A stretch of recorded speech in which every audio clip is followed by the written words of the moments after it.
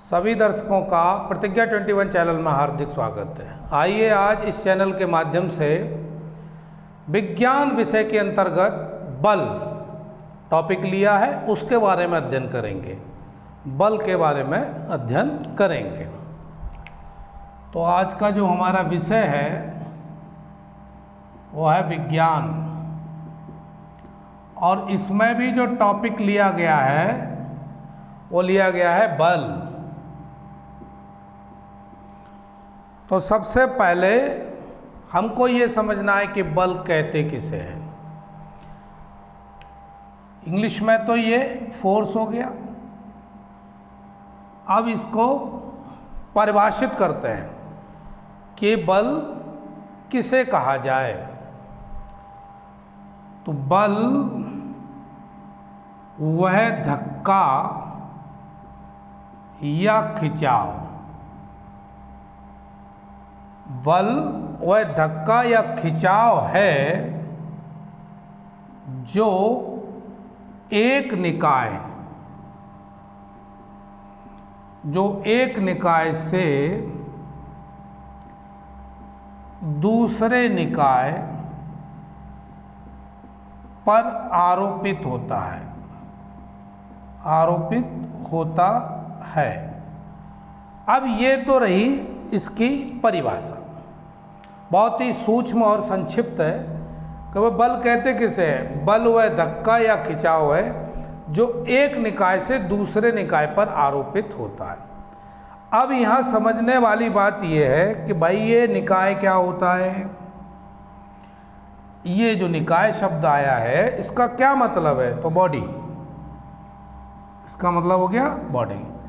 अब मान लीजिए हमको टेबल खींचनी है, रूम में टेबल है, टेबल खींच रहे, तो ये बॉडी हो गई। एक निकाय हमारा हाथ हो गया, दूसरा निकाय वो टेबल हो गई। तो एक चीज दूसरे चीज पर बल को आरोपित कर रही है, यानी धक्का या खिंचाव, या तो वो खींचेगी या उसमें धक्का मारेगी। तो दो बॉडी हो गई यहां पर। एक तो हो गया भैया हाथ और दूसरा हो गया टेबल। अब हाथ से जब टेबल को खींच रहे हैं, तो बल लग रहा है। तो वो यही तो कह रहा है, बल वह धक्का या खिंचाव है, यानी खींचा या टेबल में धक्का मारा, तो वो क्या है, बल कहलाएगा। बल वह धक्का या खिंचाव है जो एक निकाय से दूसरे निकाय पर आरोपित होता है। हमने उदाहरण लिया था टेबल और हाथ से। अब जीवन में देख लीजिए, बहुत सारे उदाहरण आपको मिल जाएंगे, आपके आसपास मिल जाएंगे। जब हम बल का प्रयोग करते हैं तो दो ही स्थितियां होंगी। क्या? जब भौतिक चीज़ों पर प्रयोग करेंगे तो एक निकाय और दूसरा निकाय, यानी बल एक निकाय से दूसरे निकाय पर आरोपित होगा। तो ये तो रही भाई बल की परिभाषा कि बल आखिरकार कहते किसे। बल वह धक्का या खिंचाव है जो एक निकाय से दूसरे निकाय पर आरोपित होता है। यहां तो रही बल की परिभाषा। अब बल को नापेंगे कैसे? तो बल का जो मात्रक है,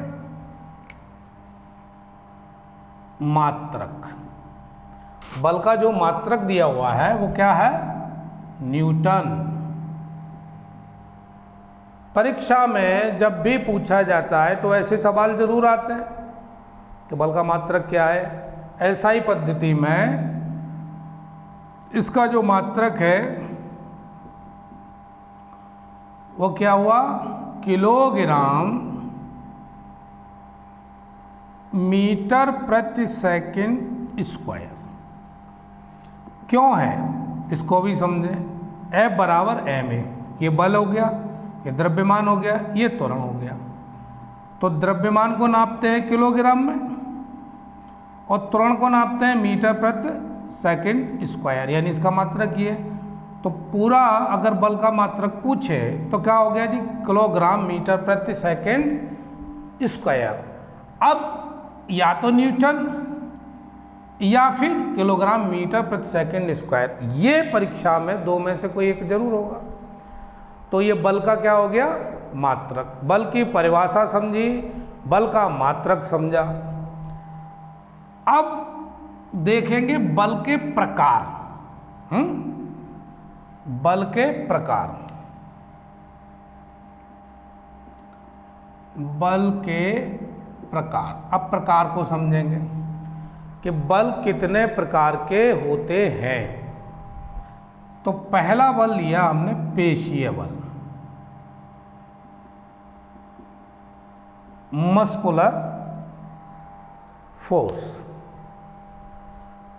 मनुष्य जब दैनिक जितने भी कार्य करता है, चलना है, उठना बैठना या किसी भारी वस्तु को उठाना, ये मसल्स ही काम आती है, जिनको हिंदी में क्या कह रहे हैं? पेशीय। तो जो पेशीय बल है, इनके आधार पर जो बल लगाया जाएगा उसको क्या कहेंगे? पेशीय बल कहेंगे। अब तांगा खींच रहा है घोड़ा, घोड़ा और ये हो गया जी तांगा। अब घोड़ा तांगे को खींच रहा है, गाड़ी को खींच रहा है, तो इस घोड़े में कौन सा बल है? यह भाई पेशीय बल है। और मनुष्य भी सुबह से शाम तक जो भी काम करता है उसमें मस्कुलर फोर्स काम आता है। तो एक बल तो हो गया पेशीय बल, जो रोजाना बिना इस बल के काम होना ही नहीं है। तो ये भी समझ गए भाई पेशीय बल। हाँ, लेकिन बल की जो मात्रक है, बल का जो मात्रक है वो सेम ही रहेगा, चाहे वो बल पेशीय हो या अन्य प्रकार का हो। अब दूसरा बल देखते हैं।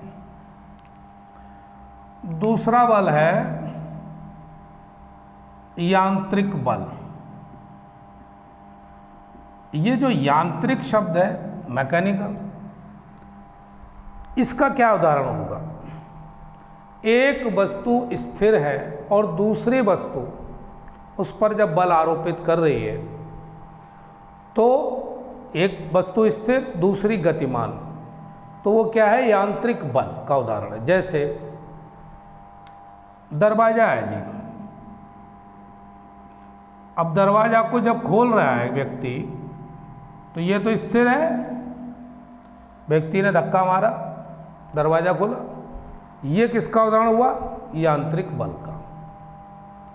बहुत सारे उदाहरण हैं यांत्रिक बल के, लेकिन हमको सिर्फ और सिर्फ समझना है। तो एक उदाहरण से भी समझा जा सकता है। तीसरा है घर्षण बल। कौन सा बल? घर्षण बल। घर्षण बल किसे कहेंगे? जब दो वस्तुएं आपस में क्या करती हैं? विरोध उत्पन्न करती हैं, तो वहां स्थिति कैसी होगी? घर्षण बल की। अब इसका उदाहरण लीजिए। जैसे व्यक्ति साइकिल चलाता है और पेडल मारेगा, और पेडल मारते मारते थोड़ी देर के लिए उसका मूड हुआ भाई पेडल मारना बंद करो, बंद कर दिया। अब साइकिल चलती नहीं रहेगी, साइकिल थोड़ी देर बाद रुक जाएगी। तो रुक कैसे गई? रुक गई इसलिए क्योंकि उसमें जो टायर है, जो पहिए हैं और जो पृथ्वी है, एक आपकी बॉडी साइकिल हो गई, एक पृथ्वी, अब दोनों के बीच में बल लग रहा है। कैसा? विरोधी बल। जो विरोधी बल होगा, विरोधी बल, उसको क्या कहेंगे? घर्षण बल कहेंगे। यानी साइकिल रुकी, जब तक पैडल चलाते रहे साइकिल चलती रही, और जैसे ही पैडल मारना बंद किया साइकिल रुक गई। तो वो कौन सा बल था जिसकी वजह से साइकिल रुक गई? हाँ, एक ही बल था, वो बल था घर्षण बल। विरोधी बल भी कह सकते हैं, जिसकी वजह से वहां पर साइकिल रुक गई। अब दूसरा उदाहरण लेते हैं। मान लीजिए आइस जो है, बर्फ, और उस पर चले या किसी भी चिकने समतल पर चले तो फिसल जाते हैं। क्यों फिसल जाते हैं? फिसलने का वजह सिर्फ यही कि वहाँ घर्षण बल नहीं होता है, क्योंकि हमें रोकने वाला भी तो चाहिए। अब इसको जिंदगी में देखिए, कितने ही घर्षण बल हमारे और आपके जीवन में आते हैं जो हमको रोकते रहते हैं, और अगर वो ना रोके तो हमारा अस्तित्व खत्म हो जाए, फिसल जाए, गिर जाए। जीवन में, मनुष्य के जीवन में जब से वो पैदा हुआ है और तब से जब तक वो इस संसार में अपनी उपस्थिति दर्ज कराता है, तब तक उसके जीवन में कहीं ना कहीं बल विरोधी आते ही रहते हैं। वो भी क्या है? वो भी एक घर्षण बल ही है, विरोध कर रहे हैं, उसको बढ़ने नहीं दे रहे आगे ना। लेकिन उन्हीं बल की वजह से वो फिर खड़ा रहता है और उन्हीं की वजह से वो अपना स्थान प्राप्त करता है। तो घर्षण बल तो हर जगह काम आ रहा है। वो नज़रिया हमारा होना चाहिए कि हम उसको देख किस तरीके से रहे। विरोधी हैं, वो विरोधी भी हमारे लिए बहुत ही ज़्यादा उपयोगी हैं, क्योंकि उन्हीं की वजह से हम और मजबूत होते चले जाते हैं और हम अपना अस्तित्व बनाए रहते हैं। तो ये तो रही बात घर्षण बल की। 3 जो बल हैं इन पर चर्चा हुई। अब चौथा बल और देखते हैं। चौथा बल है गुरुत्वाकर्षण बल। अब गुरुत्वाकर्षण बल क्या है, इसको भी समझिए। पृथ्वी अपनी ओर प्रत्येक वस्तु को आकर्षित करती है, खींचती है, और जिस ताकत से, जिस बल से वो पृथ्वी अपनी ओर खींच रही है जिस भी वस्तु को, वो सब क्या है? गुरुत्वाकर्षण बल है।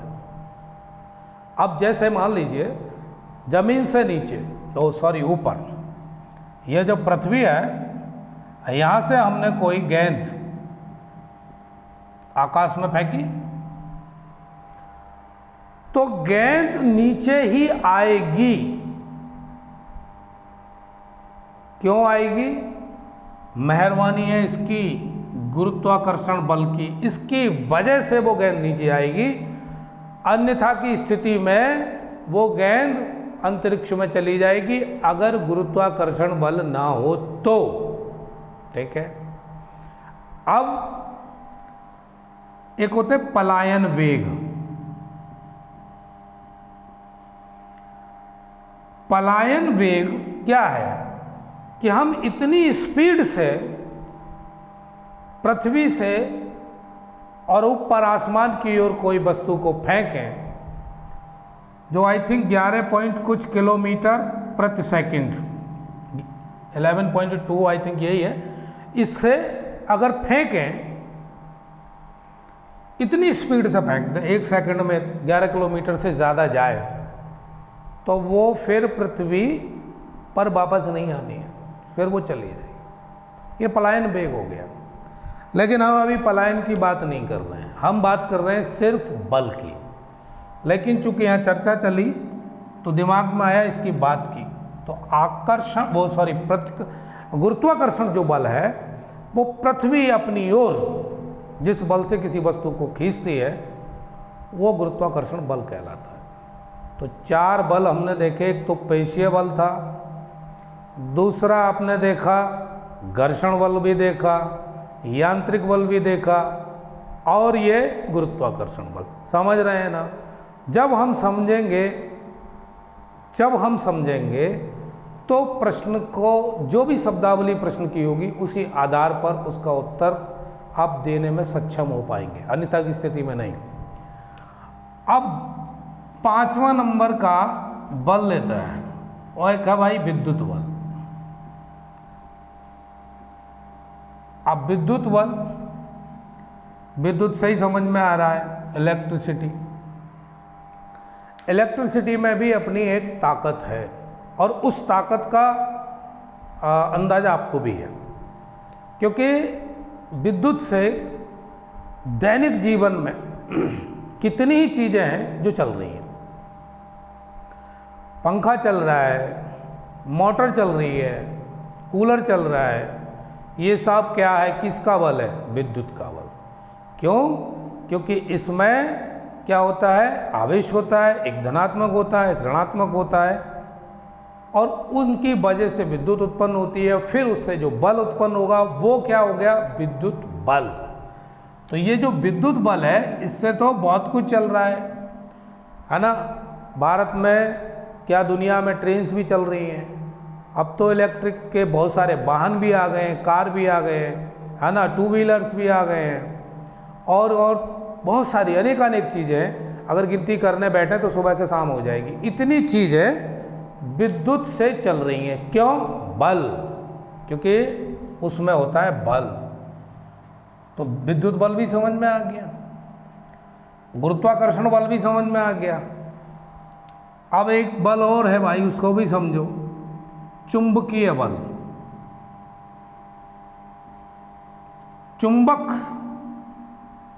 चुंबक का क्या स्वभाव है, ये या तो भैया आकर्षण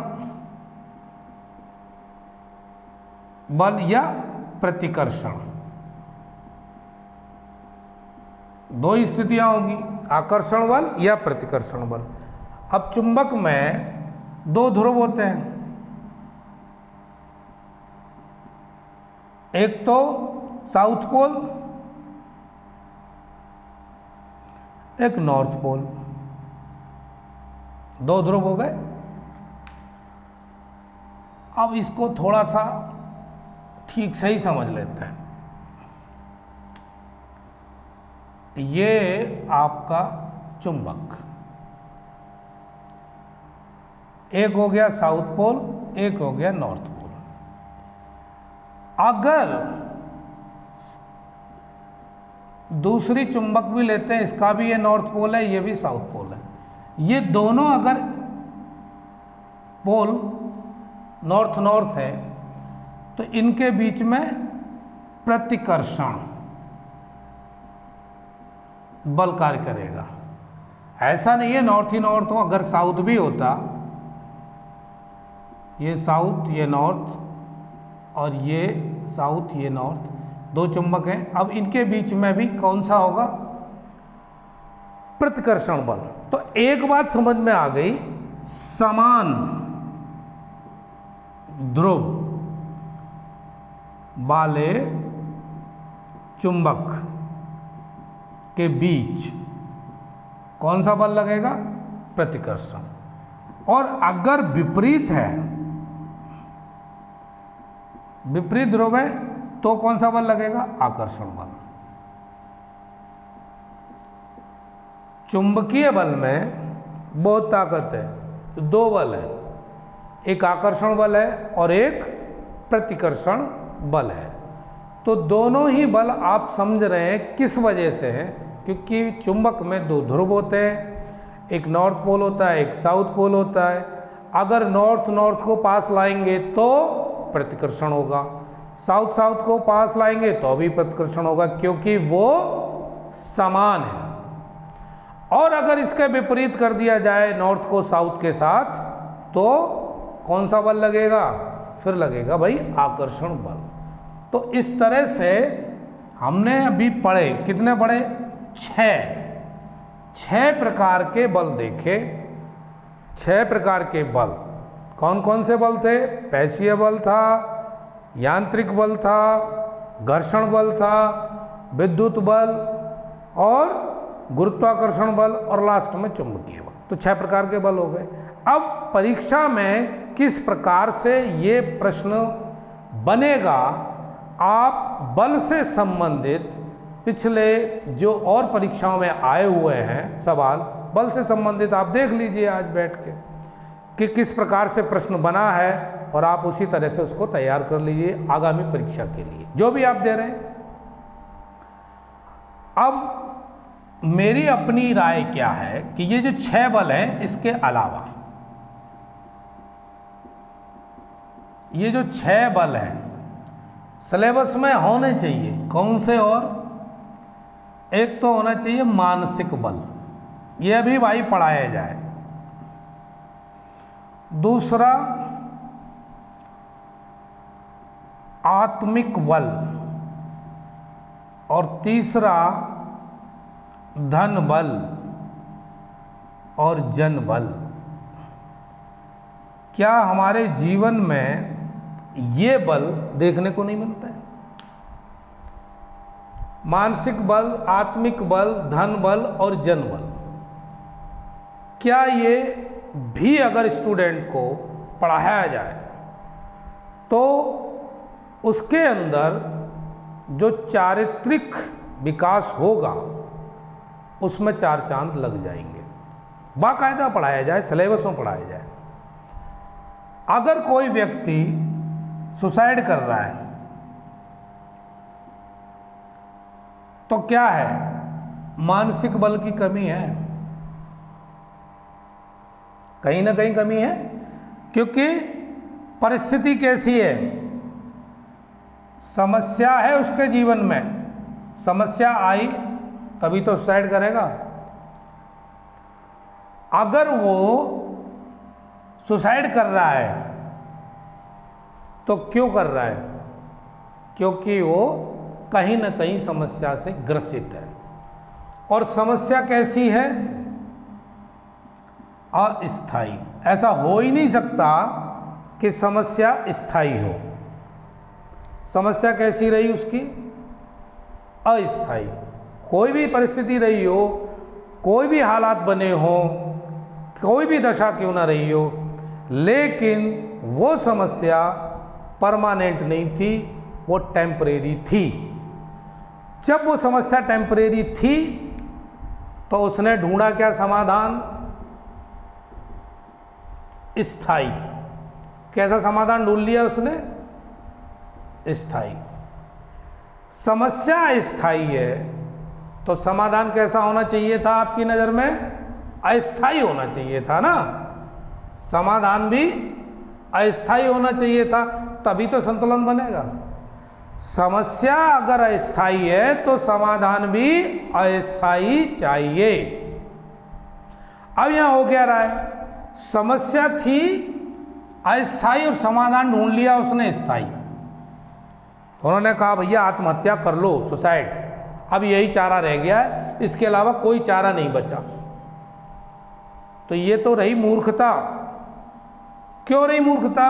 क्योंकि हमको ये बल पढ़ाया नहीं गया। ये बल अगर हमको समझाया जाता, मानसिक बल, तो हम समस्या अस्थायी थी तो समाधान भी अस्थायी ढूंढ लेते। लेकिन हमने ढूंढ लिया स्थायी समस्या का, समाधान भी कैसा ढूंढा? स्थायी। समस्या थी अस्थायी और समाधान ढूंढ लिया स्थायी। तो मेरा कहना सिर्फ यही है कि हर एक के जीवन में समस्याएं। ऐसा है कौन यहाँ इंसान जिसने दुख ना झेला, चल अकेला चल अकेला। गाना था ये, बहुत पुरानी फिल्म का है, मुझे तो पता नहीं, लेकिन है बड़ा मस्त। भाई आपको चलना है, दुख तो सबके जीवन में है, ऐसा कौन सा है जिसने कष्ट ना झेला। लेकिन बल की बात चल रही है तो जरूरत इस बात की भी है कि मानसिक बल भी सिलेबस में होना चाहिए। अब आओ दूसरे बल की बात करते हैं, इसको भी समझा। आत्मिक बल। अब ये क्या है? हालांकि ये जो शब्द है ये बड़ा आध्यात्मिक शब्द है, आत्मिक बल। ये आत्मिक बल क्या है? अब कहेंगे जी आत्मा का बल। आत्मा देखी नहीं, आत्मा देखी नहीं, महसूस की है, तो ये इतना ही काफी है। हर एक व्यक्ति के अंदर ईश्वर का अंश है। हर एक व्यक्ति के अंदर ईश्वर का अंश है। तो उसके अंदर जब ईश्वर का अंश मौजूद है, वो क्या है? आत्मा। और वो आत्मा जो है वो कलुषित कब हो जाती है? हालांकि गीता में लिखा है कि भैया आत्मा पे कोई फर्क नहीं पड़ेगा, ना उसको आग जला सकती है, न पानी उसको गीला कर सकता है, ना हवा उड़ा सकती है। तो उस पर तो कोई फर्क पड़ेगा नहीं। लेकिन उस पर भी एक बल मिलता है। कब मिलता है बल? वो जब व्यक्ति में धर्म का आगमन होता है। और ये जो धर्म है, इसका मतलब है स्वभाव। इसका मतलब क्या है? स्वभाव। यहां इस धर्म का मतलब क्या है? स्वभाव। मेरे हिसाब से धर्म का मतलब स्वभाव, जो मैंने समझा। अब मनुष्य के अंदर मनुष्यता के गुण पैदा हो जाना चाहिए। आत्मिक बल कब आएगा? जब वो धार्मिक होगा, यानी धर्म का आगमन होगा। और धर्म क्या है? स्वभाव। और स्वभाव कैसा होना चाहिए उसका? मनुष्यता के गुण होने चाहिए। अब मनुष्यता के गुण में क्या आता है? दया भी आती है, सहानुभूति भी आती है, ठीक है ना, प्रेम भी आता है ना, राग भी आता है, द्वेष भी आता है। ये तमाम गुण है। अब इसमें बैलेंस करना है, यही तो सीखना है। अरे भाई, यही तो सीखना है मनुष्य को कि उसका जो स्वभाव है उसमें मनुष्य के गुण है कि नहीं। वो एक पुरानी फिल्म का गाना था, बड़ा बढ़िया लगता है मुझे भी। कई रूप में है कातिल, कहीं दीप जले कहीं दिल। यहाँ तो गाना में लाइन में आया आगे, यहाँ मिलना नजर पहचान के, यहाँ मिलना नजर, यानी व्यक्ति को व्यक्ति से बड़ा डर है, यानी मनुष्य को मनुष्य से बहुत डर है। क्यों? कि भाई उसमें ये वाले गुण नहीं रहे। तो जरूरत क्या है कि आत्मिक बल पैदा करने के लिए सीधा उसको कहाँ आना चाहिए? मनुष्यता के गुण पैदा करे जाए। तो सिलेबस में यह भी होना चाहिए कि ये गुण कैसे पैदा हों। हाँ, उपदेश तो सभी दे देते हैं, लेकिन इसके साथ भी उसी तरह से वर्कशॉप होना चाहिए, उसी तरह प्रयोगशालाएं होनी चाहिए। इसको मनुष्य को उठा के सीधे समाज में कर देते हैं, फिर वो अपने हिसाब से जो भी प्रैक्टिकल करता है, जो भी प्रयोग करता है, उसमें सफल भी होता है, असफल भी होता है। तो इसका भी क्लास होना चाहिए। क्या? आत्मिक बल। अब एक बल और है जिसे कहते हैं धन बल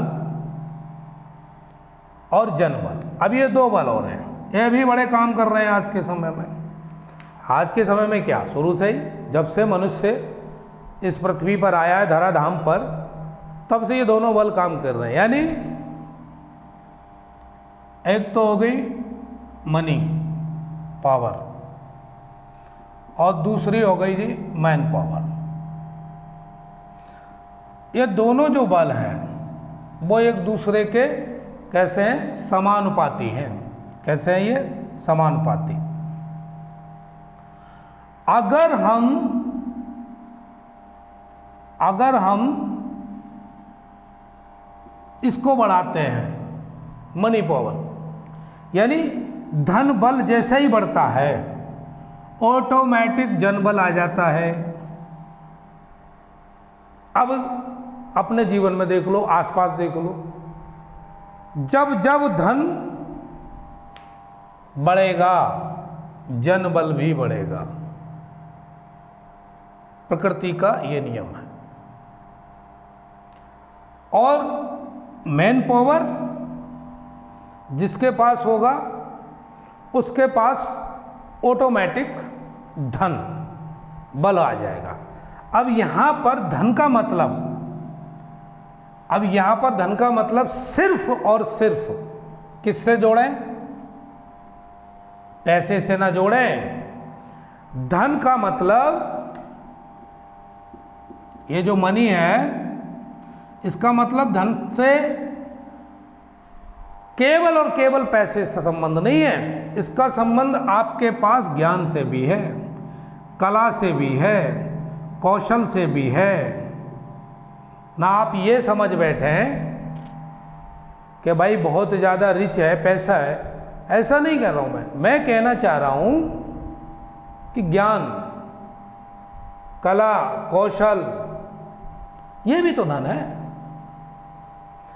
जैसे ही ये आएंगे आपके पास मैन पावर आ जाएगी।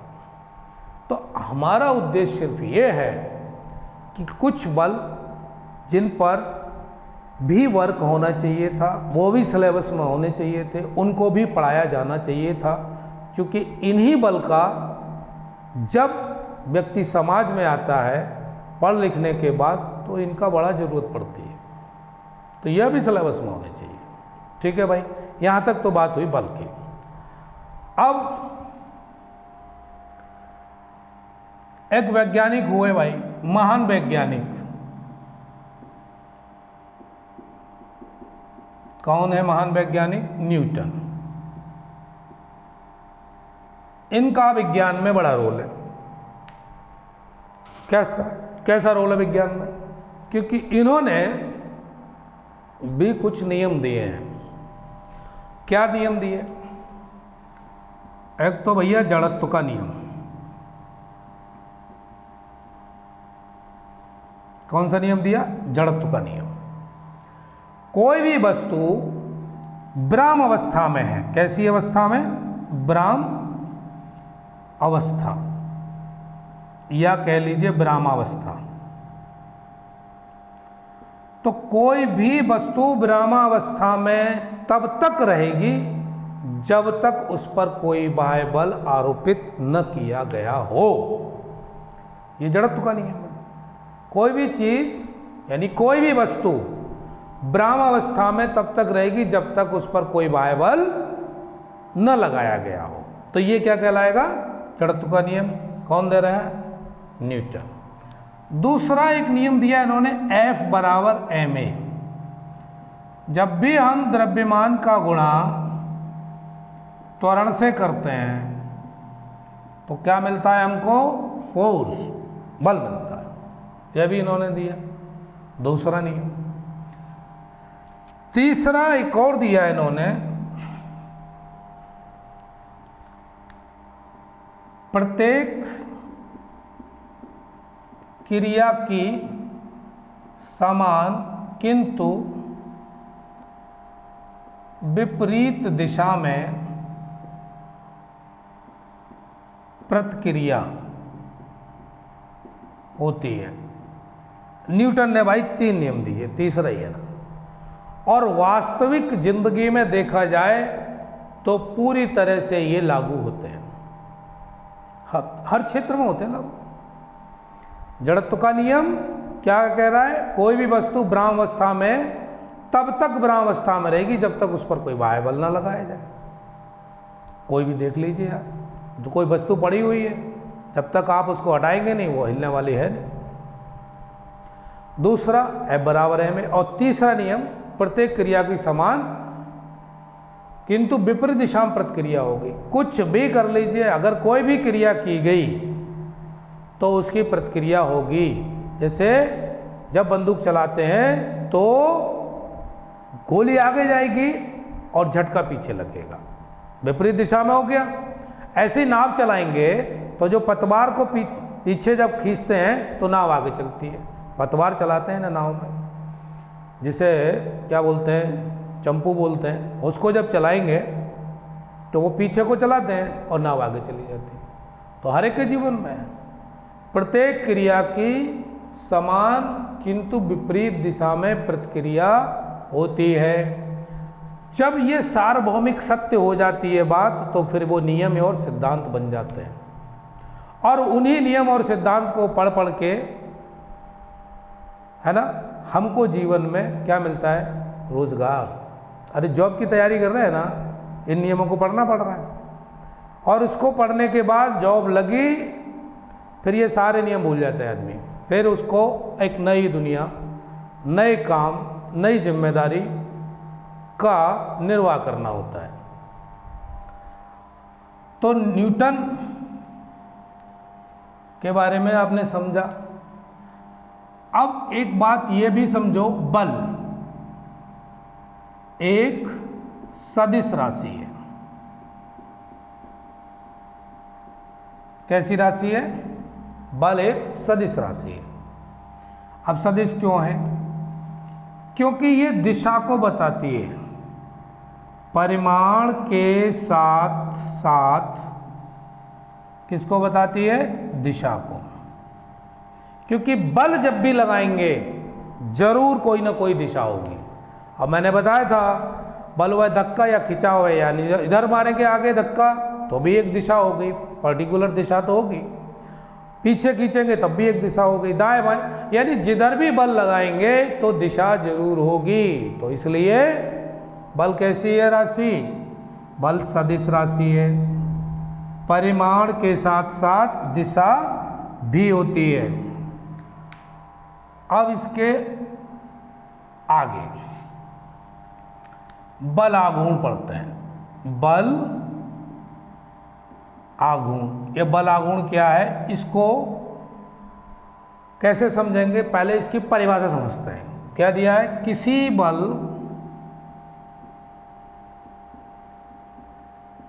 द्वारा किसी पिंड को एक स्थिर बिंदु अथवा अक्ष के परितय घुमाने की प्रकृति को, प्रकृति नहीं प्रवृत्ति, प्रवृत्ति को बल आघूर्ण कहते हैं। क्या कहते हैं? बल आघूर्ण। किसी बल द्वारा किसी पिंड को एक स्थिर बिंदु अथवा अक्ष के परितय घुमाने की प्रवृत्ति को बल आघूर्ण कहते हैं। उदाहरण लेते हैं जी, तब समझ में आएगा।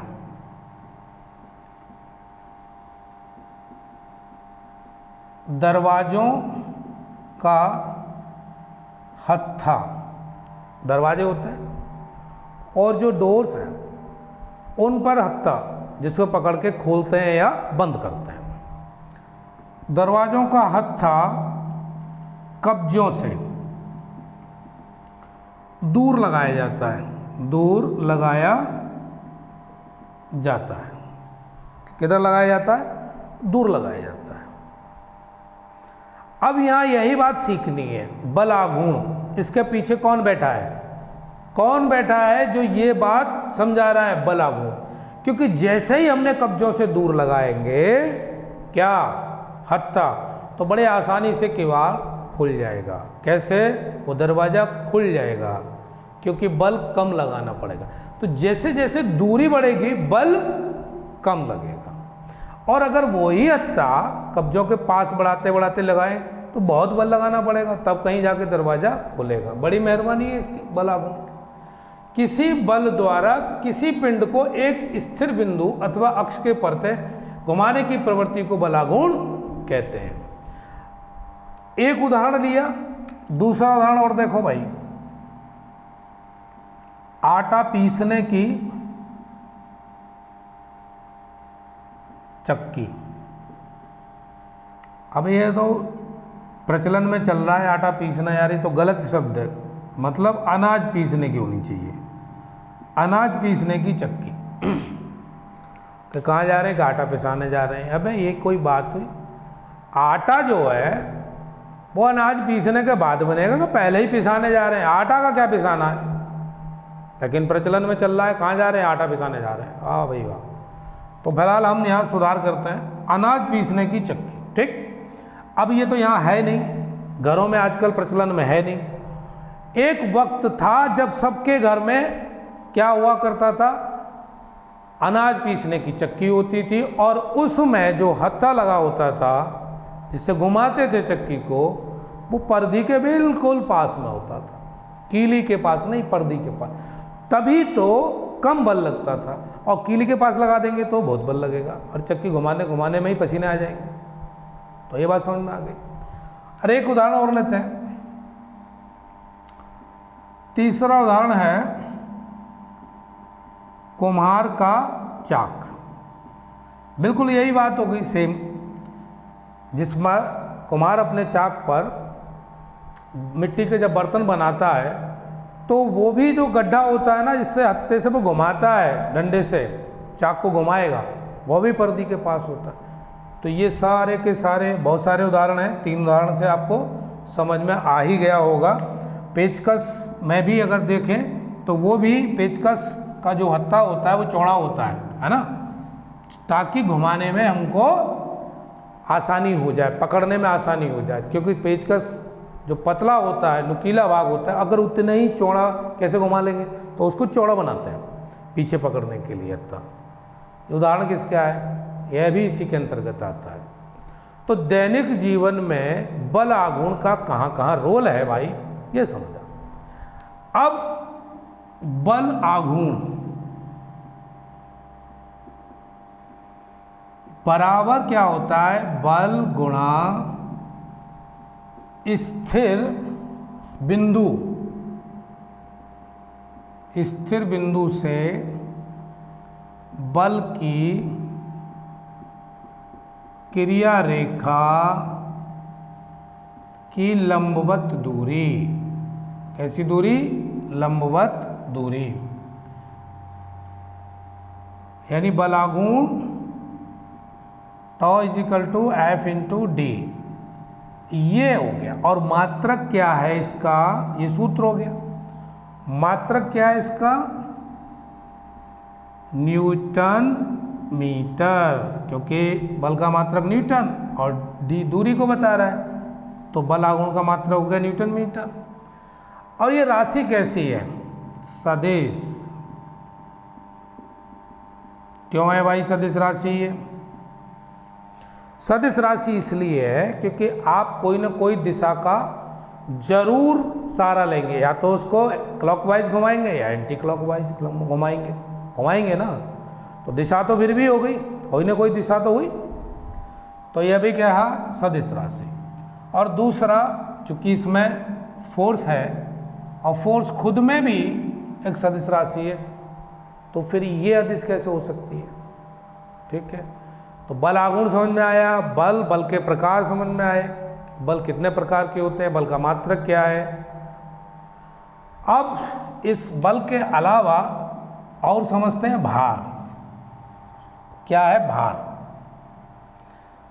भार किसे कहते हैं? इसकी भी परिभाषा देखो। किसी वस्तु का भार उस वस्तु पर पृथ्वी द्वारा लगाए गए गुरुत्वाकर्षण, किसी वस्तु का भार उस वस्तु पर पृथ्वी द्वारा लगाए गए गुरुत्वाकर्षण बल को व्यक्त करता है। यानी भार किसे कहते हैं? वेट, इंग्लिश में वेट ही बोलते हैं। किसी वस्तु का भार उस वस्तु पर पृथ्वी द्वारा लगाए गए गुरुत्वाकर्षण बल को व्यक्त करता है। अब इसको कैसे समझेंगे भाई? इसको मान लेते हैं W से शो कर रहा है ये m इंटू जी। अब ये क्या है? m द्रव्यमान, g क्या है? आप जानते हैं जिसकी वैल्यू कितनी होती है? 9.8 मीटर प्रति सेकंड स्क्वायर। ये गुरुत्वीय बल आज जैसे ही हम g का गुणा द्रव्यमान में कर देते हैं वो भार बन जाता है g, और ये कांस्टेंट वैल्यू रहती है इसकी कितनी? 9.8 मीटर पर सेकंड स्क्वायर। तो भार बराबर क्या हो गया? m इंटू जी। और मात्रक क्या बन गया भाई इसका? किलोग्राम मीटर प्रति सेकंड स्क्वायर। ये इसका मात्रक हो गया भार का। भार किसे कहेंगे? अब आप ठीक से समझ लीजिए। द्रव्यमान में जैसे ही जी का गुणा करते हैं तो वो भार बन जाता है। अब इसके साथ एक और आया है द्रव्यमान, उसको अभी समझते हैं। द्रव्यमान किसे कहते हैं? द्रव्यमान किसी वस्तु का द्रव्यमान, किसी वस्तु का द्रव्यमान उस वस्तु में उपस्थित, उस वस्तु में उपस्थित पदार्थ की मात्रा को व्यक्त करता है। किसी वस्तु का द्रव्यमान, द्रव्यमान है क्या? उस वस्तु में उपस्थित पदार्थ की मात्रा, यानी जो पदार्थ उसके अंदर है वो उसकी क्या हो जाएगी? मात्रा, कुल मात्रा जो है वो द्रव्यमान होता है। अब तराजू पे कुछ भी तौलते हैं, उदाहरण के लिए कुछ भी ले लीजिए, 1 किलो चीनी ले लीजिए, द्रव्यमान हो गया उसका। और अगर बाहर तो 9.8 का मल्टीप्लाई करें तो बाहर निकल आएगा। तो द्रव्यमान और बाहर में क्या अंतर है ये आपको समझ में आया। अब एक चीज आखिरी वो भी समझ लीजिए, यह हो गया बाहर, यह हो गया द्रव्यमान। अब ये और ये कैसी राशि है? बाहर है सदिश राशि। परीक्षा में ये सवाल पूछे जाते हैं, इसको गौर से देख लीजिए। और छोटा सा सवाल गलत हो जाता है, क्यों? रिवीजन नहीं हो रहा है, और रिवीजन भी हो रहा है और हम ढंग से अगर उसको नहीं समझ रहे हैं, पढ़ रहे हैं, अरे पढ़ो मत भाई, समझो। पढ़ तो बहुत ही लोग रहे हैं। बाहर सदिश राशि है। क्यों है सदिश राशि? क्योंकि दिशा है। और आप कहेंगे आप दिशा कैसी? अबे वो गुरुत्वीय बल लग रहा है ना, और वो भी पृथ्वी की ओर लग रहा है, तो एक दिशा तो हो गई ना। तो इसलिए क्या है ये? सदिश राशि। और द्रव्यमान कैसा है? ये भाई अदिश राशि है। अब बाजार में जाओ, उससे कहें आलू खरीदने पहुंचे, मान लीजिए आलू बेच रहा है, उससे कहें कि भाई 5 किलो आलू उत्तर दिशा में दे दे, बाट फेंक के मार देगा। बोले क्या उत्तर दिशा क्या होता है? अरे भाई द्रव्यमान को किसमें नापते हैं? उसमें दिशा की जरूरत ही नहीं है, केवल परिमाण की जरूरत है। अदिश राशि है। और सदिश राशि में क्या होता है भाई? दिशा भी होती है। तो जहां दिशा बताई जा रही हो परिमाण के साथ साथ सदिश राशि, और केवल परिमाण बताया जा रहा हो तो अदिश राशि। भाई इतनी सी बात है, समझ लीजिए, बड़ा आसान काम है। बहुत सारे टॉपिक नहीं है, परीक्षा का जो भी सिलेबस होता है उसमें बहुत सारे टॉपिक नहीं होते हैं, लेकिन चूंकि सिलेबस तो बड़ा ही होता है, अब समझने में कितना टाइम लग रहा है, फिर उसको क्रियान्वित करने में कितना टाइम लग रहा है, ये सब कुछ हमारे ऊपर निर्भर करता है। हमको आज 3 टॉपिक 4 टॉपिक जो भी दिए हों उस पर, जैसे बल दिया, आज बलागुण दिया है ना, बल के प्रकार दिए, भार दिया और द्रव्यमान, ये सब पर चर्चा हुई। इन सभी से जुड़े हुए पिछले वर्षों में जितनी परीक्षाएं हुई हैं जिसकी आप तैयारी कर रहे हैं, मान लीजिए सुपर टेट की कर रहे हैं, मान लीजिए वीडियो की कर रहे हैं, लेखपाल की कर रहे हैं, तो इससे संबंधित प्रश्न जो विज्ञान में आए हैं और परीक्षाओं में भी आए होंगे, किस तरह से प्रश्न बनता है इसको आप देख लीजिए आज, और जैसे ही देख लेंगे आपका टॉपिक तैयार हो जाएगा। मेहनत तो करनी पड़ेगी ना, और एक बार मेहनत करनी है, उसके बाद सुखद स्थिति आनी है। क्यों? क्योंकि प्रकृति का नियम है, एक वर्तुलाकार यानी चक्र, जो आज चक्र जो व्हील है, जो आज इस ऊपर है, अगर इसकी जो ताने बनी होती हैं ना, प्रकृति का नियम आज जो ऊपर है वो कल को नीचे जरूर आएगी। आज आप मेहनत कर रहे हैं, कल आपको सुखद स्थिति में भी प्रकृति ले जाएगी। तो हमको क्या करना है? मेहनत और हिम्मत से लगे रहना, डटे रहो, क्रीज पे डटे रहो, आउट मत हो, जरूर मैच जीतो। ठीक है भाई, आज की क्लास यहीं छोड़ते हैं, मिलते हैं फिर कल किसी नए टॉपिक के साथ। तब तक आप स्वस्थ रहें, मस्त रहें और अध्ययन में रत रहें। धन्यवाद।